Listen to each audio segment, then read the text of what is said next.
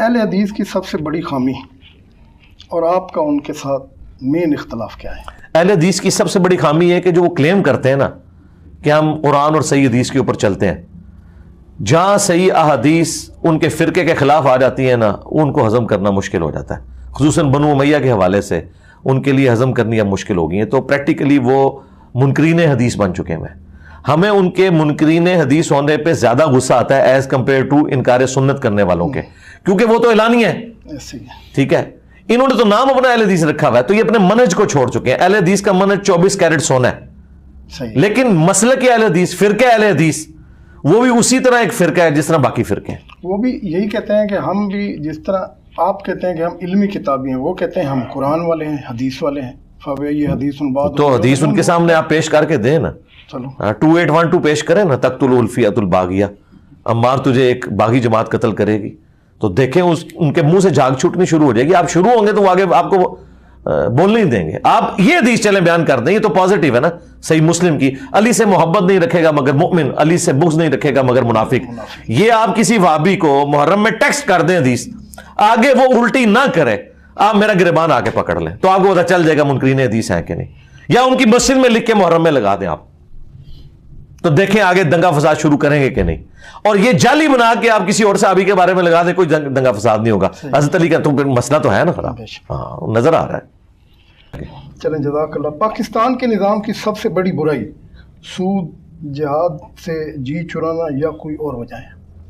سب سے بڑی برائی ہے کہ ہم نے دعوت تو کیا مسلمان ہونے کا اور یہاں پہ اسلام نافذ کرنے کا، لیکن عمران خان صاحب سے پہلے کسی کو یہ بھی توفیق نہیں ہوئی کہ اسکول لیول کے اوپر قرآن ترجمے سے شروع کروا سکے۔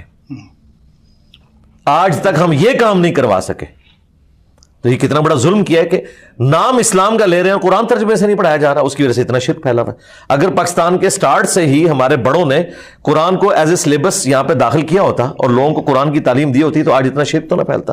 یہ سب سے بڑی خرابی ہے۔ پھر سود تو خود بخود ہی لوگوں کا سمجھ، جب سورہ بقرہ میں انہوں نے 279 نمبر آیت پڑھنی تھی کہ سود کھانے والے کے خلاف اللہ اور اس کے رسول عز و جل و صلی اللہ علیہ وآلہ وسلم کا اعلان جنگ ہے، تو آپ کو بتانے کی ضرورت نہیں تھی سود بیماری ہے یا نہیں ہے، خود بخود پتہ چل جانا تھا۔ قرآن سے دوری ہے جی سب سے بڑی وجہ۔ جزاک اللہ خیر، آپ سے بہت سارے سوالات پوچھ کے کافی سارے ابہامات دور ہو گئے ہیں الحمدللہ۔ ناظرین، آپ نے ہمیں کمنٹس میں بتانا ہوتا ہے، اسی سے ہی ہماری اصلاح ہوتی ہے اور ہمیں جو ہے نا وہ سیکھنے کا موقع ملتا ہے۔ آپ سے اجازت چاہیں گے، آپ کا بہت بہت جزاک اللہ خیر، وعلیکم السلام ورحمۃ اللہ وبرکاتہ۔ اگلی آیت ہے سورۃ آل عمران کی آیت نمبر 104۔ تم میں سے ایک جماعت ایسی ہونی چاہیے جو بھلائی کا حکم کرے، برائی سے روکے، اور یہی لوگ فلاح پانے والے ہیں۔ جی جی جی۔ تو یہ کام آلریڈی تبلیغی جماعت والے بھائی کہتے ہیں کہ ہم کر رہے ہیں، تو آپ نے بھی وہی کام کیا ہے، تو ان کے ساتھ شامل کیوں نہیں ہو جاتے؟ نہیں، وہی کام نہیں کیا۔ تبلیغی جماعت فرقہ دیوبندیہ کی جماعت ہے، وہ بریلوی کی مسجد میں تو گھس بھی نہیں سکتی، تو یہ تو بات ہو رہی ہے اسلام کی دعوت۔ تو اسلام کی دعوت کے لیے ضروری ہے کہ ایسی جماعت ہو جو فرقوں سے آزاد ہو۔ تو تبلیغی جماعت بھی اچھا کام کر رہی ہے، دعوت اسلامی بریلویوں کی جماعت ہے وہ کام کر رہی ہے، جماعت الدعوہ کر رہی ہے اہل حدیث کا، تو امت لیول کا کام بھی تو کسی نے کرنا تھا۔ تو ہمارے پاس تو مسجد نہیں تھی، تو ہم یوٹیوب کی مدد سے الحمدللہ دنیا کے ہر گھر میں داخل ہو گئے الحمدللہ۔ پاکستان میں بہت ساری تقسیمیں ہیں، سیاسی تقسیم الگ سے ہے، لسانی تقسیم الگ سے ہے، مذہبی تقسیم بھی اب عروج پہ ہے۔ تو آپ نے یہ تقسیم جو مذہبی تقسیم ہے اس کو کم کیا ہے یا آپ نے اس میں حصہ ڈالا ہے؟ کوئی حصہ نہیں ڈالا، تقسیم تو پہلے کی ہوئی تھی۔ ہمارے اسٹوڈنٹس ہی وہ واحد پلیٹ فارم کے ساتھ اٹیچ ہیں جو سارے فرقے والوں کے پیچھے نمازیں پڑھتے ہیں، انہیں چندے دیتے ہیں۔ باقی لوگ تو کہتے ہیں ایک دوسرے کو چندہ دینا بھی حرام ہے، ایک دوسرے کی مساجد میں جانا بھی حرام ہے، ایک دوسرے کے پیچھے نماز نہیں ہوتی۔ تو ہم نے تو اس تقسیم کو ختم کیا ہے۔ البتہ ہماری وجہ سے یہ تقسیم ہائی لائٹ ہوئی ہے، یعنی یہ بیماری تھی، عام بندے کو نہیں پتا چلتا تھا کہ اچھی بھلی ایک مسجد بریلویوں کی موجود ہے، یہ دیوبندیوں نے لا کے 2 صفیں کیوں بچھا لی ہیں فلاں ایک چھوٹے سے مکان کے اندر، تو لوگوں کو اس بیماری کا پتہ نہیں چلتا تھا۔ میں نے وہ بیماری ہائی لائٹ کیا، اس کی وجہ سے بیماری میرے متھے لگ گئی ہے۔ بیماری میری وجہ سے نہیں ہے، بیماری تو اسی دن بن گئی جب 1866 میں دیوبند مدرسہ بنا کے ایک فرقہ بنا لیا، اور 1904 میں منظور اسلام بریلی کے اندر ایک مدرسہ بنا اور ایک فرقہ بن گیا۔ یہ بیماریاں پہلے کی موجود تھیں۔ یہ اسی طریقے سے ہے کہ کسی ہاسپٹل کے اندر آپ علاج کروانے کے لیے جاتے ہیں 2 بار 3 بار جائیں اور آپ وہاں جا کے یہ گلا کریں کہ جتنے شہر کے مریض ہیں وہ سارے ادھر کیوں آئے ہوتے ہیں، بھی اس لیے کہ وہاں علاج ہو رہا ہے.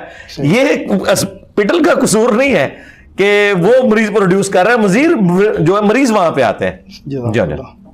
اگلا سوال یہ ہے کہ اپنے آپ کو آپ لوگ کہتے ہیں علمی کتابی.